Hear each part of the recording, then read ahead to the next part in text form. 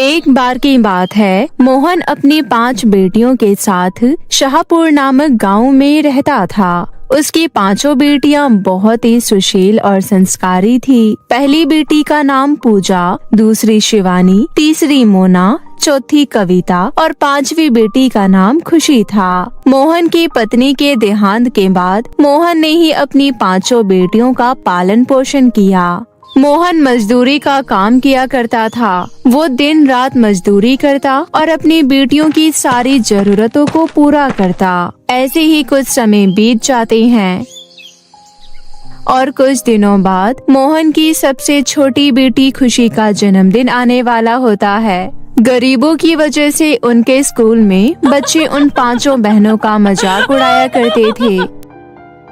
एक दिन उनके स्कूल में पढ़ने वाली 2 लड़कियां काव्या और नेहा आपस में बात कर रही होती है।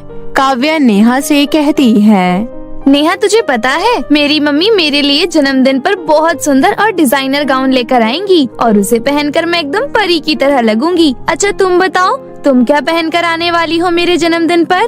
काव्या, मेरे पापा मेरे लिए सैंडल से मैचिंग बहुत ही सुंदर गाउन लेकर आए हैं। मैं वही पहनकर तुम्हारे बर्थडे पर आऊंगी। तभी वहाँ पर 5 बहनें आ जाती है। उन्हें देखकर नेहा काव्या से कहती है, अच्छा ये बताओ, क्या तुम इन 5 गरीब बहनों को भी अपने बर्थडे पर बुला रही हो? अरे नहीं नहीं, इन 5 बहनों को बुलाकर मुझे अपनी बेइज्जती नहीं करवानी, इसलिए मैं इन लोगों को अपने बर्थडे पर नहीं बुलाऊंगी। तुमने बिल्कुल सही कहा काव्या। इन्हें तो ये भी नहीं पता होगा कि जन्मदिन नाम की भी कोई चीज होती है। इनके लिए तो सारे दिन एक जैसे ही होते हैं और कहाँ हम लोगों के लिए हर एक दिन खास होते हैं। और इन लोगों के पास तो ढंग के कपड़े भी नहीं होंगे। नेहा उन 5 बहनों से कहती है, तुम लोग हमारे डिजाइनर गाउन को देखकर अपना मन बहला लेना, क्योंकि तुम लोगों की किस्मत में डिजाइनर गाउन पहनना तो लिखा ही नहीं है। इतना कहकर नेहा और काव्या उन पर हंसने लगती है और उनका मजाक उड़ाने लगती है। पूजा के 4 बहनों को उन लोगों की बातें सुनकर बहुत गुस्सा आता है। अपनी बहनों का गुस्सा देखकर पूजा काव्या और नेहा से कहती है, तुम लोगों को हमारी गरीबी का इस तरह मजाक उड़ाने का कोई हक नहीं है। हम लोग गरीब हैं तो इसमें हमारी कोई गलती नहीं है। आपने बिल्कुल सही कहा दीदी। इन लोगों को हमारे इस तरह से मजाक उड़ाना नहीं चाहिए। पूजा दीदी, आप इन लोगों से मुंह मत लगाइए, क्योंकि ऐसे लोगों से मुंह लगाकर कोई फायदा नहीं है। हाँ दीदी, चलिए यहाँ से। पूजा, शिवानी, मोना और कविता वहाँ से चली जाती है। खुशी नेहा और काव्या से कहती है, सुनो नेहा और काव्या, आज के बाद से तुम दोनों ने हमारी गरीबी को लेकर मजाक उड़ाया तो मैं तुम्हें छोड़ूंगी नहीं, इसलिए चुपचाप यहाँ से चली जाओ और ये अपनी अमीरी का घमंड कहीं और जाकर दिखाना। खुशी इतना कह रही होती है कि उसी समय स्कूल की छुट्टी हो जाती है और वो 5 बहनें अपने घर चली जाती है। 5 एक साथ उदास मन से कमरे में बैठी होती है। उन्हें कहीं न कहीं नेहा और काव्य की बातों से ठेस पहुंचती है, जिसकी वजह से उनके चेहरे पर उदासी साफ साफ दिख रही थी। उनके उदास चेहरे को देखकर उनके पिता मोहन उनसे पूछते हैं, मेरी 5 लाडली बेटियों को क्या हुआ? तुम सभी इतनी उदास क्यों बैठी हो बेटा? कुछ हुआ है क्या? तभी शिवानी अपने पिता से बोलती है, पिताजी, हमारी गरीबी की वजह से स्कूल में सारे बच्चे हमारा मजाक उड़ाते हैं। हाँ पिताजी, उनकी बातें सुनकर हमें बहुत बुरा लगता है। पिताजी, आपको पता है कुछ दिनों बाद खुशी का जन्मदिन आ रहा है और इस वजह से भी स्कूल में बच्चों ने हमारा बहुत मजाक उड़ाया है। पिताजी, उन लोगों को लगता है कि हम कभी भी अपना जन्मदिन नहीं मना सकते हैं और न ही अच्छे कपड़े पहन सकते हैं। तुम लोग चिंता मत करो मेरी बच्चियों, मैंने इस बार कुछ पैसे जमा किए हैं। मैं तुम 5 को खुशी के जन्मदिन पर बहुत सुंदर गाउन ला कर दूंगा, फिर मेरी बेटियों का कोई मजाक नहीं उड़ा पाएगा। अपने पिता मोहन की बात सुनकर वो 5 बहनें बहुत खुश हो जाती है और सबसे ज्यादा खुशी तो खुशी को होती है, क्योंकि इस बार वो अपना जन्मदिन मना पाएगी और इस बार वो अपने जन्मदिन पर सुंदर सा गाउन पहन पाएगी। ऐसे ही कुछ दिन बीत जाते हैं। मोहन साइट पर काम कर रहा था तो उसके पैर पर एक लोहे की छड़ लग जाती है, जिसकी वजह से उसके पैर में फ्रैक्चर हो जाता है। अपने पिता को इस हालत में देखकर 5 बहनें बहुत दुखी हो जाती है। मोहन अपनी बेटियों से कहता है, मुझे माफ कर देना मेरी बच्चियों, क्योंकि मैं तुम लोगों के लिए अब नई गाउन नहीं खरीद पाऊंगा। मैंने जितने भी पैसे जमा किए थे वो तो मेरे इलाज में खर्च हो गए। पिताजी आप ऐसा मत कहिए। हाँ पिताजी, हमें नए कपड़े नहीं चाहिए। पिताजी दीदी सही बोल रही हैं, इसलिए आप अपनी तबीयत का ख्याल रखिए। हमें आपके अलावा और कुछ नहीं चाहिए। देखना एक दिन सब कुछ ठीक हो जाएगा। इस तरह पांचों बहनें अपने पिता को तसल्ली देती है। और कुछ दिन बाद खुशी का जन्मदिन आ जाता है, लेकिन अभी भी मोहन के तबीयत में ज्यादा सुधार नहीं था, इसलिए खुशी अपना जन्मदिन नहीं मना पाती है। पांचों बहनें अपने घर के पीछे वाले पार्क में बैठकर एक दूसरे से बातें कर रही होती है। खुशी अपनी बहनों से बोलती है, दीदी वैसे सच कहें काव्या और नेहा की किस्मत कितनी अच्छी है ना। तुमने सही कहा, उन लोगों के पास भगवान का दिया सब कुछ है। हाँ, उनकी जिंदगी में किसी तरह की कोई भी कमी नहीं है। वो जो चाहे वो खरीद सकती हैं। शायद तभी उन लोगों को अपने ऊपर इतना घमंड है। आज काव्या अपना जन्मदिन कितने अच्छे से सेलिब्रेट कर रही होगी, और यहाँ तो मेरे पास ढंग के कपड़े भी नहीं है पहनने के लिए। काश हम लोगों की भी अच्छी किस्मत होती तो हम भी तुम्हारा जन्मदिन सेलिब्रेट कर पाते। इसी तरह वो पांचों बहनें अपने दुखों को बयां कर रही होती है। तभी वहाँ अचानक एक सुंदर सी परी प्रकट हो जाती है और उन लोगों के पास जाती है। परी को देखकर पांचों बहनें हैरान हो जाती है और परी उन पांचों बहनों से कहती है, सुनो, मैं परी लोग से यहाँ तुम लोगों की मदद करने आई हूँ। तुम्हारी इन दुख भरी बातों को सुनकर मैं तुम्हारी मदद करना चाहती हूँ। परी जी, आप हमारी मदद कैसे करेंगी? उसी समय वो परी 5 जादुई गाउन वाले घर प्रकट कर देती है और कहती है, ये जादुई 5 गाउन घर है और मैं तुम पांचों को ये देना चाहती हूँ। ये जादुई 5 गाउन घर तुम लोगों की सारी इच्छाओं को पूरी करेगा। अगर तुम चाहो तो तुम लोग इसके अंदर रह भी सकती हो, लेकिन हाँ, तुम लोगों को एक बात का ध्यान रखना होगा। तुम्हें इन जादुई 5 गाउन वाले घर के बारे में किसी को भी नहीं बताना होगा। आपका बहुत बहुत धन्यवाद परी जी, आपने हमारी बहुत बड़ी मदद की है। आपकी वजह से अब से हम सब अमीरी की खुशी का आनंद ले पाएंगे, इसलिए आपका बहुत बहुत शुक्रिया परी जी। हम आपका ये उपकार कभी नहीं भूल पाएंगे। और इस तरह से वो 5 बहनें परी का धन्यवाद करती है और वो परी पांचों बहनों को जादुई गाउन घर देकर वहाँ से चली जाती है।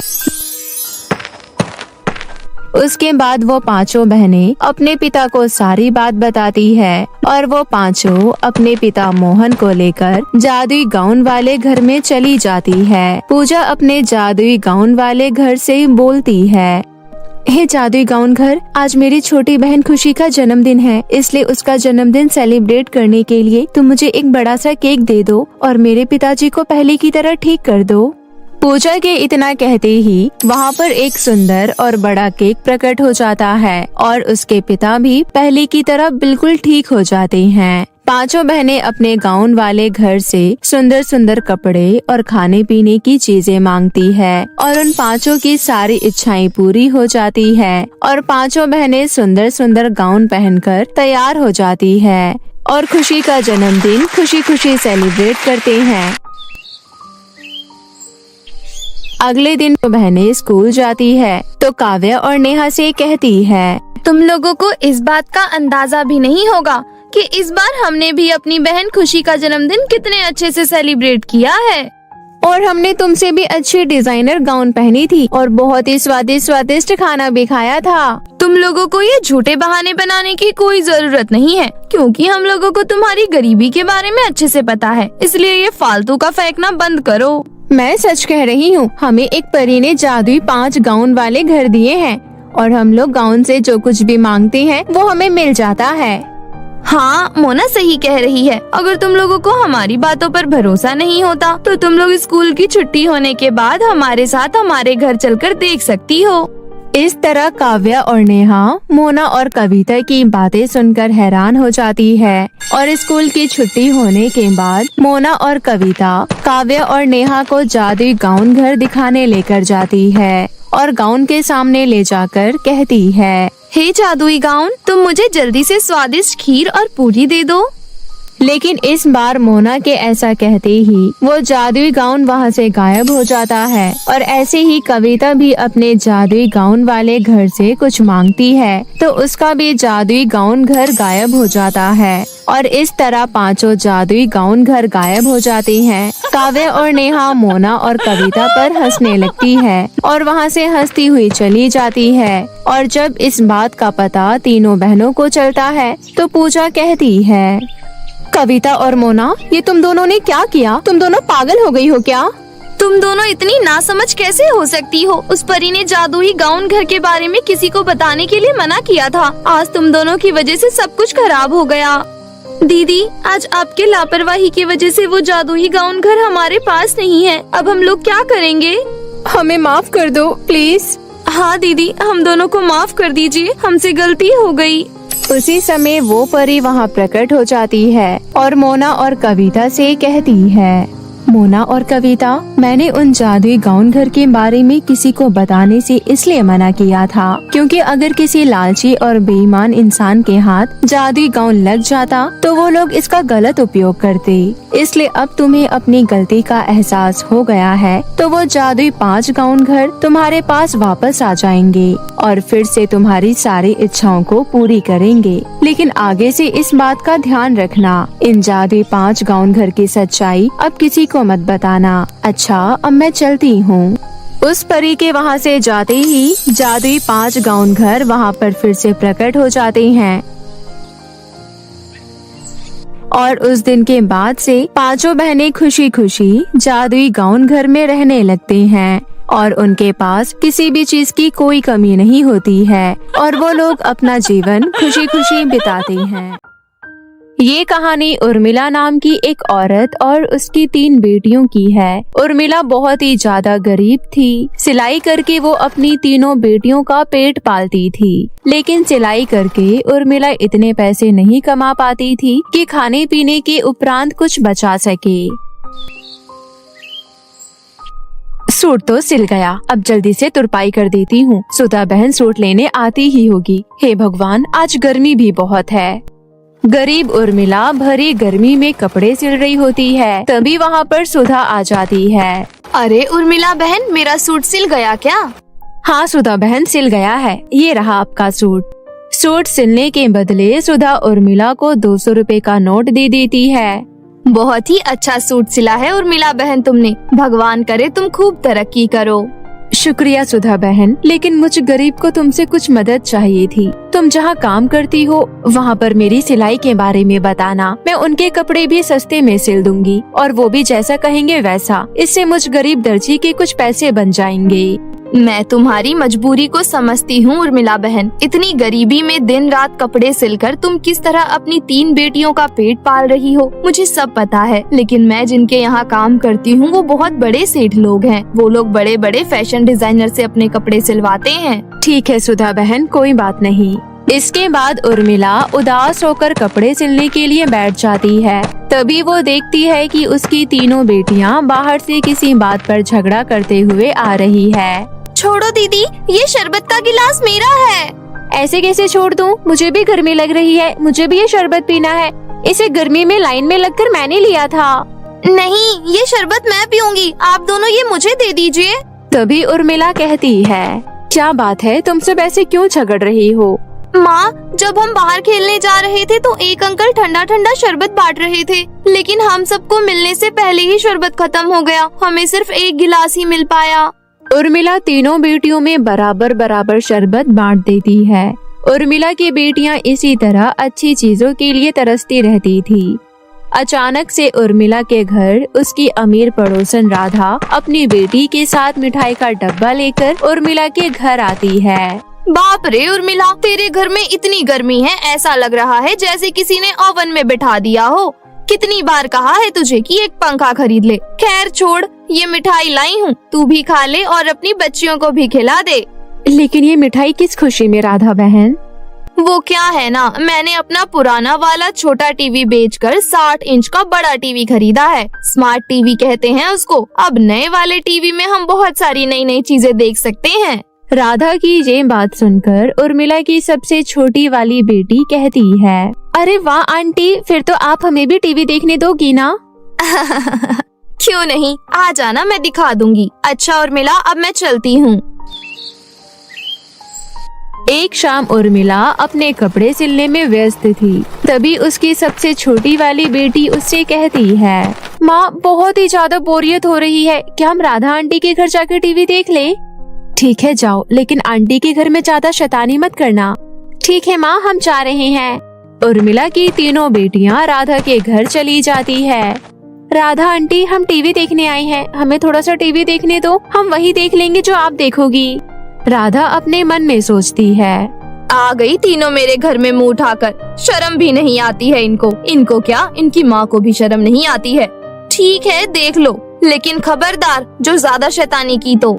उर्मिला की बेटियां चुपचाप जमीन पर बैठकर टीवी देखने लगती है। राधा के घर में टीवी देखकर वो तीनों बहुत ही ज्यादा खुश थी। अब वो तीनों रोज राधा के घर टीवी देखने पहुंच जाती थी।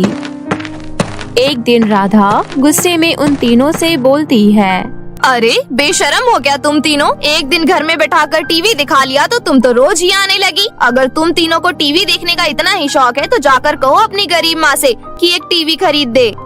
उर्मिला की तीनों बेटियां आंखों में आंसू लिए घर आकर सारी बात अपनी माँ को बताती है। माँ, आंटी ने हमें भगा दिया और उन्होंने हमें टीवी भी नहीं देखने दिया। हम इतने गरीब क्यों हैं माँ? हमारे घर में ना पंखा है, ना टीवी है और ना ही हमारे पास पहनने के लिए अच्छे कपड़े हैं। देखो हम तीनों की फ्रॉक फट चुकी है। बेटा, मैं तुम तीनों को महंगी चीज तो नहीं दिला सकती, लेकिन मैं तुम तीनों के लिए नई फ्रॉक बना सकती हूँ।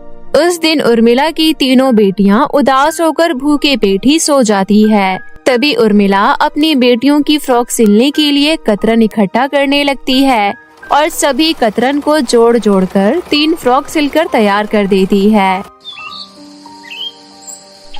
अगले दिन जब तीनों बहनें सोकर उठती है तो उर्मिला उन तीनों को फ्रॉक दिखाती है। फ्रॉक देखकर उर्मिला की बड़ी बेटी कहती है, माँ, ये आपने कैसी फ्रॉक सिली है?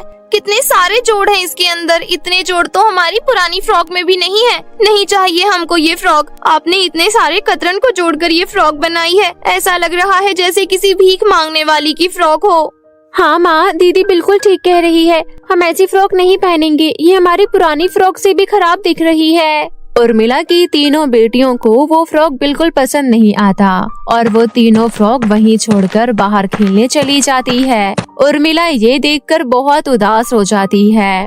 मेरे पास कुछ पैसे रखे हैं, एक काम करती हूँ, बाजार जाकर फ्रॉक के दाम पूछती हूँ, अगर सस्ते हुए तो 3 फ्रॉक खरीद कर ले आऊंगी।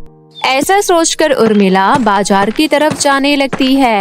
तभी उसको एक औरत दिखती है जो अपने हाथ में चिड़िया का पिंजरा पकड़े हुए थी। चिड़िया पिंजरे के अंदर बहुत फड़फड़ा रही थी, मानो वो ये कहना चाहती थी कि उसे पिंजरे से बाहर आना है। अरे ये औरत कितनी बेरहम है, चिड़िया पिंजरे के अंदर कितना फड़फड़ा रही है, लेकिन इसको बेचारी चिड़िया पर बिल्कुल तरस नहीं आ रही। मैं इस औरत का पीछा करती हूँ, मौका पाकर इस चिड़िया को आजाद कर दूंगी।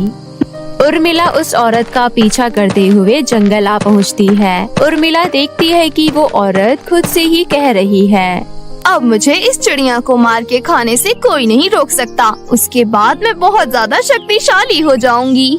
तभी उर्मिला एक पत्थर से उस औरत पर वार करके उसको बेहोश कर देती है। उर्मिला जैसे ही वो पिंजरा खोलती है, उसमें से चिड़िया निकलकर उड़ने लगती है और एक बहुत खूबसूरत परी का रूप ले लेती है।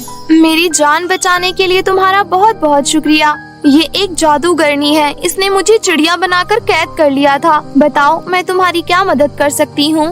उर्मिला परी को अपनी सारी आत्मकथा सुनाती है और ये भी बताती है कि इस समय वो कहाँ जा रही थी। परेशानी बस यही है परी जी कि हम गरीबी के मारे हुए हैं।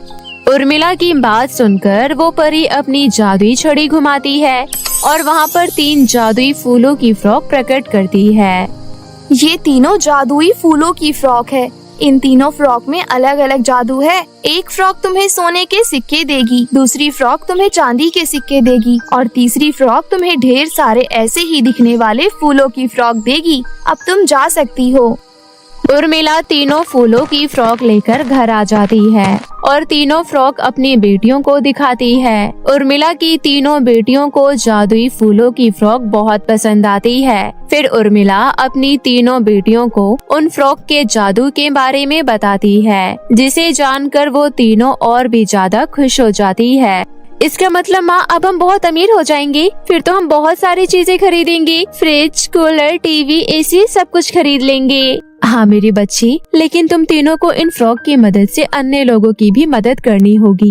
अपने अंदर स्वार्थ और घमंड कभी मत आने देना मेरी बच्चियों। उर्मिला की तीनों बेटियां वो फ्रॉक पहन लेती है और गांव में घूमने लगती है। सभी को उनकी फ्रॉक बहुत ही सुंदर लग रही थी। उन्हें लग रहा था कि ऐसी फ्रॉक उनकी माँ ने सिली है, इसलिए बहुत सारे लोग उर्मिला के पास हूबहू वैसा ही फ्रॉक सिलवाने के लिए आ जाते हैं और उर्मिला तीसरी जादुई फ्रॉक की मदद से उन्हें एक वैसा ही फ्रॉक दे देती है, जिससे कि उसे बहुत अच्छी खासी कमाई होने लगती है। एक दिन राधा उर्मिला के पास आती है और कहती है, उर्मिला बहन, उस दिन के लिए मैं तुमसे माफी चाहती हूँ जब मैंने तुम्हारी बेटियों को टीवी नहीं देखने दिया था। कोई बात नहीं राधा बहन, गलतियाँ तो इंसान ही करते हैं। कहो तुम यहाँ क्यों आई हो? देखो ना उर्मिला बहन, जब से मेरी बेटी ने तुम्हारी बेटियों को इतनी सुंदर फ्रॉक में देखा है, वो जिद कर रही है कि उसे भी वैसी ही फ्रॉक चाहिए। तुम एक फ्रॉक उसके लिए भी सिल दो। उर्मिला मुस्कुरा देती है और जादुई तीसरी फूलों की फ्रॉक की मदद से राधा को भी एक फ्रॉक दे देती है। उसके पास बहुत पैसा आ गया था, लेकिन उसके बावजूद उर्मिला ने अपनी सादगी नहीं छोड़ी और ज्यादा पैसा आने के बाद भी वो अपना जीवन सादगी से ही व्यतीत करती रही। उसने बस अपनी जरूरत का कुछ सामान खरीद लिया, जिससे उसे और उसकी बेटियों को कोई तकलीफ ना हो। उर्मिला ने अपनी तीनों बेटियों का एक बहुत महंगे स्कूल में एडमिशन करवा दिया और फूलों के जादुई 3 फ्रॉक की मदद से लोगों की मदद करते हुए अब वो अपना जीवन खुशी खुशी व्यतीत करने लगी। गरीब लड़की के जादुई लंबे बाल। ये कहानी भरतपुर नाम के एक छोटे से शहर की है, जहाँ 10 साल की प्रिया अपने माता पिता के साथ रहती थी। प्रिया एक सरकारी स्कूल में पढ़ती थी। प्रिया जब पैदा हुई थी तब से ही उसकी माँ ने उसके बाल कभी नहीं कटवाए थे, इसलिए उसके बाल बहुत ही लंबे और खूबसूरत थे। लेकिन उसका रंग बहुत काला था, इस वजह से उसके स्कूल के बच्चे उसे बहुत चिढ़ाते थे। एक दिन प्रिया स्कूल से रोते हुए घर आई। उसको रोता हुआ देख उसकी माँ ने उससे पूछा, क्या हुआ बेटी, तू रोते हुए स्कूल से क्यों आई है? किसी ने कुछ कहा क्या? हाँ माँ, स्कूल के बच्चों ने मुझे आज बहुत चिढ़ाया। मेरे काले रंग की वजह से सब मुझे बदसूरत बोलते हैं और कहते हैं कि मेरे काले रंग पर ये लंबे बाल ऐसे लगते हैं जैसे कि मैं कोई चुड़ैल हूँ। कोई बात नहीं बेटा, बोलने वालों को बोलने दो। तुम केवल अपनी पढ़ाई पर ध्यान दो। बाकी बच्चों की बात एक कान से सुनो और दूसरे कान से निकाल दो। प्रिया अपनी माँ की बात सुन मुस्कुरा देती है और खाना खाकर पढ़ाई में लग जाती है। शाम को प्रिया का पिता बहुत खुश होकर घर आता है। उसकी खुशी का कोई ठिकाना नहीं था। वो आते ही अपनी बेटी और अपनी पत्नी को आवाज लगाने लगता है, शांति, अरे ओ शांति, कहाँ हो? जल्दी इधर आओ और प्रिया बिटिया को लेकर आना। मोहन की आवाज सुन शांति और प्रिया उसके पास आती हैं। फिर शांति कहती है, क्या बात है जी, इतना हल्ला क्यों कर रहे हैं? अरे हल्ला क्यों ना करूं, बात ही कुछ ऐसी है।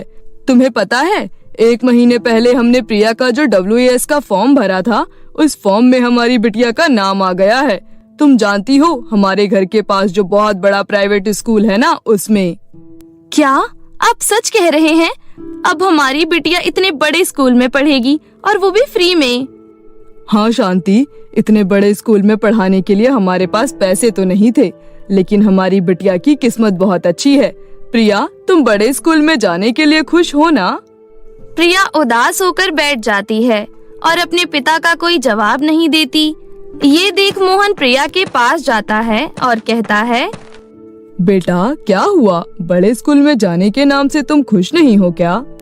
नहीं पापा, मेरे पुराने स्कूल में सारे बच्चे मेरा इतना मजाक बनाते थे और ये तो इतना बड़ा स्कूल है।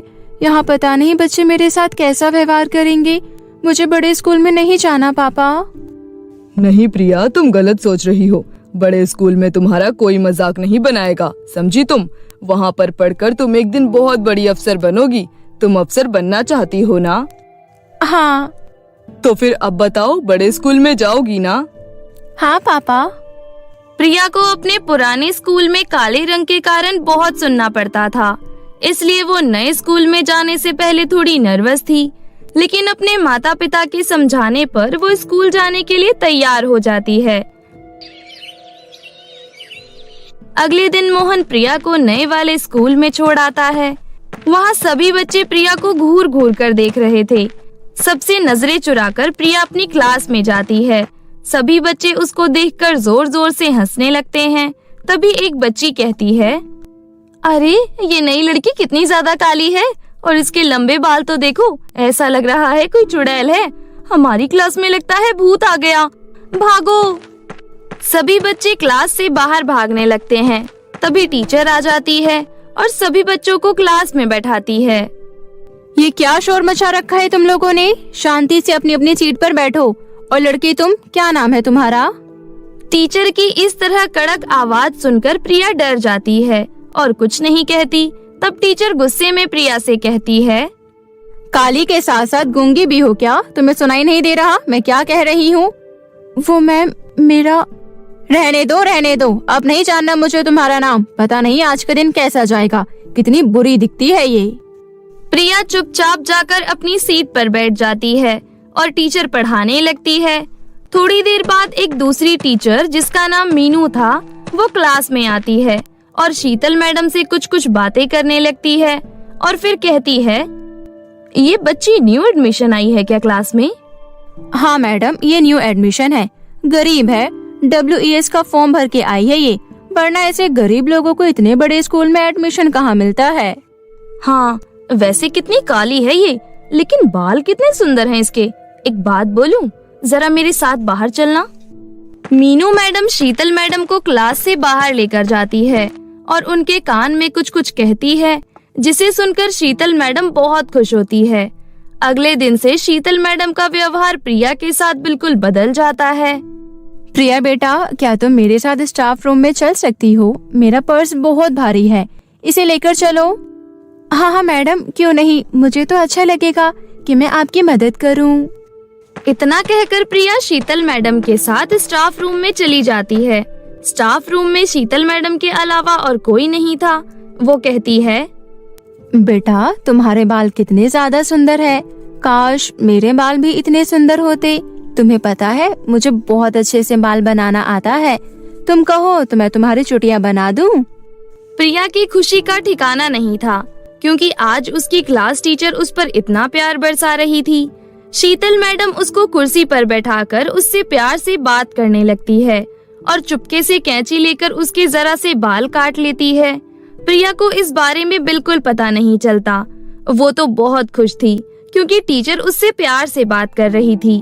प्रिया रोजाना ही अपनी टीचर का कोई ना कोई काम करने स्टाफ रूम में जाया करती थी और मौका पाकर उसकी टीचर उसके बाल काट के अपने पास रख लेती थी। अब तो शीतल मैडम ने उसको क्लास का मॉनिटर बना दिया था। प्रिया घर आकर अपने माँ बाबा को सारी बात बताया करती थी। वो दोनों भी बहुत खुश होते थे कि उनकी बेटी का नए स्कूल में मन लग गया है।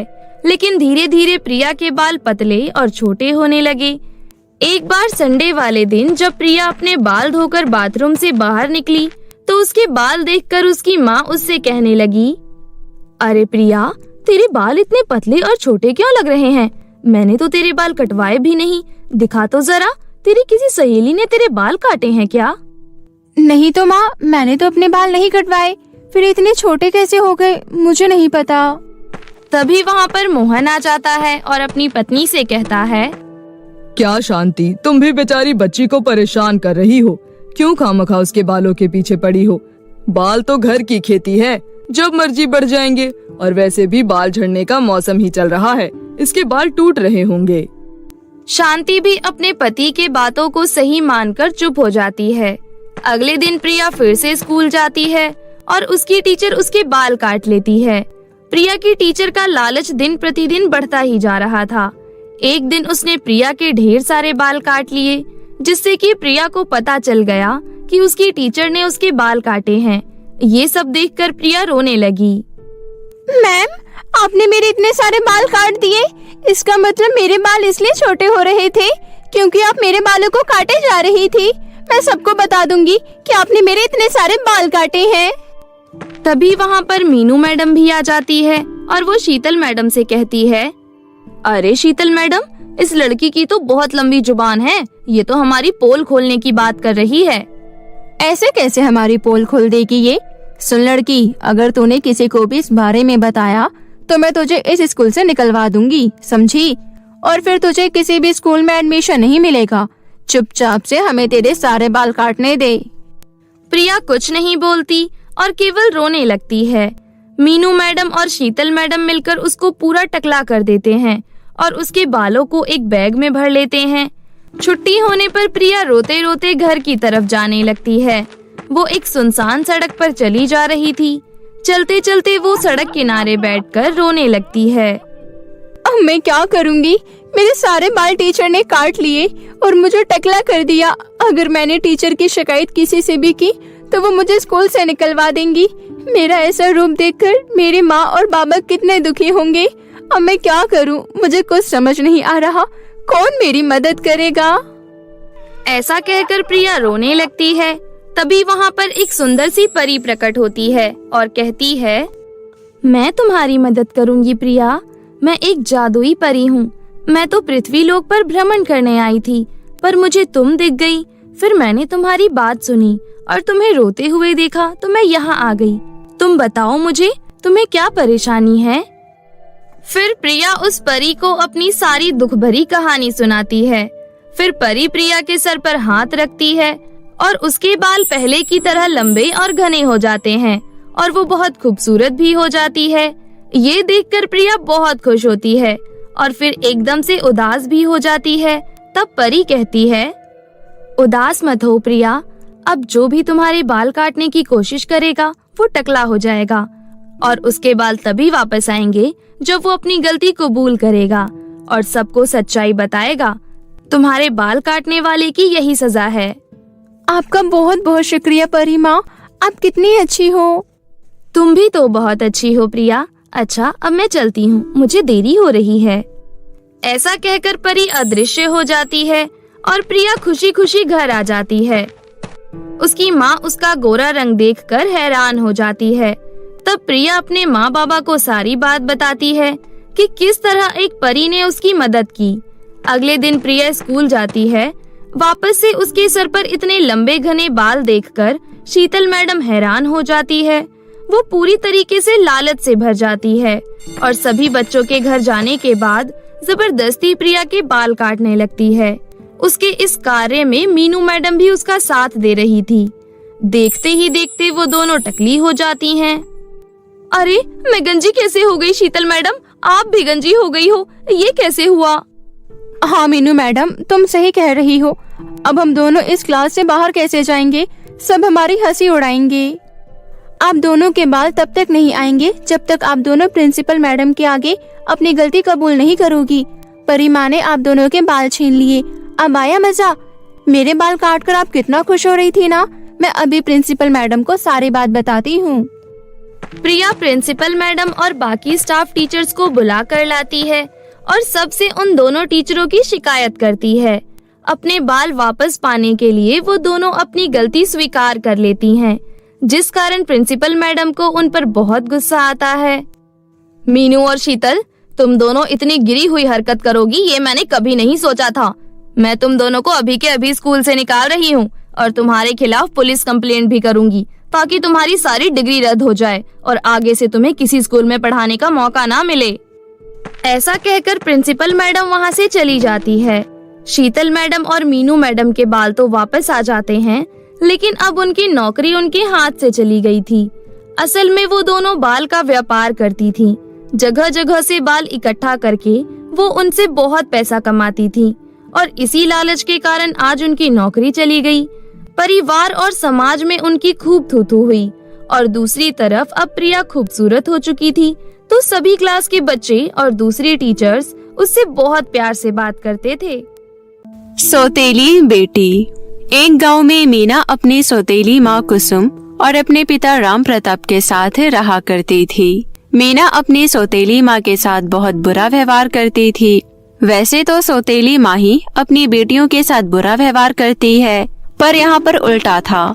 कुसुम अपनी सौतेली बेटी मीना को काफी प्यार करती थी, पर मीना ही अपनी सौतेली माँ से बहुत ज्यादा उल्टा सीधा कहती थी और उसके साथ बहुत बुरा व्यवहार करती थी, जिस वजह से कुसुम काफी ज्यादा परेशान रहती थी। पर कभी भी कुसुम ने ये बात अपने पति राम प्रताप को भी नहीं बताती थी, क्योंकि उसे पता था यदि वो ऐसा करेगी तो बाप और बेटी के रिश्ते खराब हो सकते हैं। और एक दिन की बात है, कुसुम खाना बनाकर रसोई से बाहर आई तो उसने अपनी बेटी मीना से कहा, मीना खाना बन गया है, तुम खाना खा लो। नहीं, मुझे आपके हाथ का कुछ भी नहीं खाना है। आपने मेरी माँ की जगह ली है। मैं तो आपके हाथ का पानी भी नहीं पीऊंगी। अरे तुम ऐसे क्यों कह रही हो? तुम्हारी माँ के जाने के बाद मैंने ही तो तुम्हें पाल पोस कर बड़ा किया है।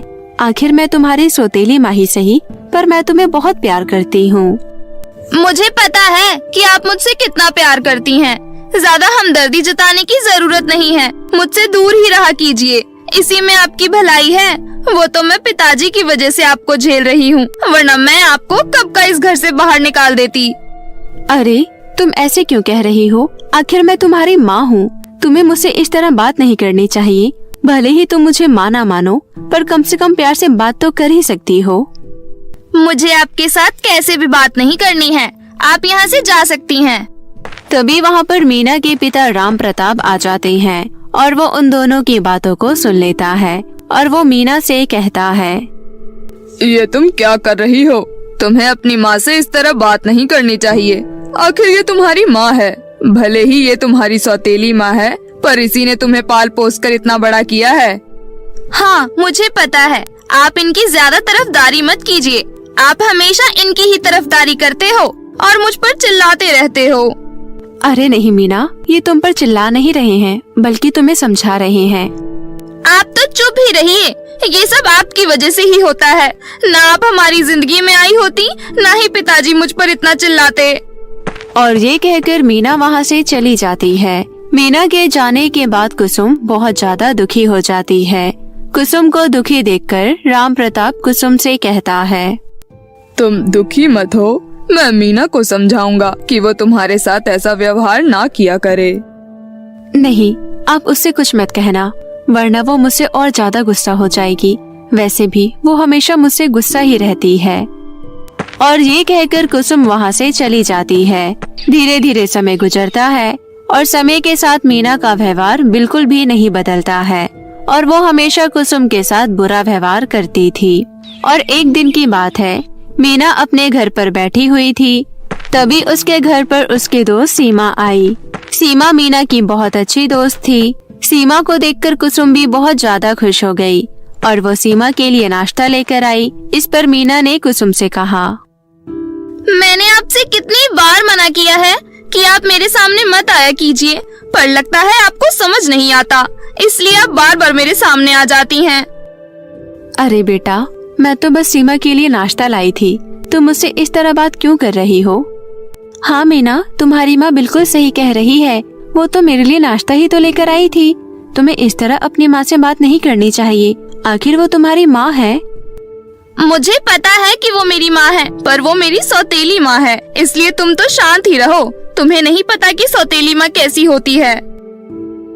मुझे सब कुछ पता है और मैं देख भी रही हूँ। भले ही वो तुम्हारी सौतेली माँ है, पर वो तुम्हारे साथ बुरा व्यवहार नहीं करती है, बल्कि वो तुम्हारे साथ अच्छा ही व्यवहार करती है, जबकि तुम उनके साथ बहुत ही बुरा व्यवहार करती हो और ये जताती हो कि तुम उनकी सौतेली बेटी हो। मुझे तुम्हारी कोई बात नहीं सुननी, और हाँ, तुम यहाँ से जा सकती हो। और ये कहकर मीना अपनी दोस्त सीमा को घर से भगा देती है, जिससे सीमा गुस्सा होकर वहाँ से चली जाती है और वो मीना से अपनी दोस्ती भी तोड़ देती है। सीमा के जाने के बाद मीना को बहुत तेज गुस्सा आ जाता है और वो कुसुम से कहती है, ये सब आपकी वजह से हुआ है। आपने ही मेरी दोस्त को गुस्सा कर दिया। आप यही तो चाहती थी कि मुझसे कोई ना बात करे, तो अब देख लो ऐसा ही हो रहा है। नहीं बेटा, तुम गलत समझ रही हो। तुम्हें इतना ज्यादा गुस्सा नहीं करना चाहिए। ये सब तुमने खुद ही किया है। पर मीना ने अपनी माँ की एक भी बात नहीं सुनी और गुस्से में आकर उसने उनके हाथ में एक डंडा मार दिया, जिससे कुसुम के हाथ में चोट आ गई। शाम को जब राम प्रताप घर आता है तो वो कुसुम के हाथ में लगी चोट को देखता है तो उससे कहता है, अरे ये तुम्हारे हाथ में चोट कैसे लग गई? अरे मैं सीढ़ियों से गिर गई थी, इसी वजह से ये चोट लग गई थी। आप खाना खा लीजिए, मैंने खाना लगा दिया है। और ये कहकर कुसुम अपने पति को खाना देती है और राम प्रताप खाना खाकर वहाँ से चला जाता है और कुसुम अपने काम में लग जाती है। मीना कुसुम के साथ बिल्कुल भी सही से पेश नहीं आती थी और न ही वो उनके साथ घर का काम करवाती थी। वो सिर्फ अपने कमरे में मोबाइल चलाती रहती थी और इस बात से राम प्रताप भी अनजान नहीं था, पर वो ये सोचकर उसे छोड़ देता था कि वो उसकी इकलौती बेटी है। एक दिन की बात है, मीना अपनी माँ पर बिना फालतू में चिल्ला रही होती है और तभी वो कुसुम पर हाथ उठा देती है और ये सब राम प्रताप देख लेता है और राम प्रताप अपनी बेटी मीना से कहता है, तुम्हें शर्म नहीं आती है? तुम अपनी माँ पर हाथ उठा रही थी। आज तक कुसुम ने तुम पर हाथ नहीं उठाया, तो तुम्हारी हिम्मत कैसे हुई कुसुम पर हाथ उठाने की? ये सुनकर मीना बहुत ज्यादा घबरा जाती है, क्योंकि उसे नहीं पता था कि राम प्रताप घर पर ही था।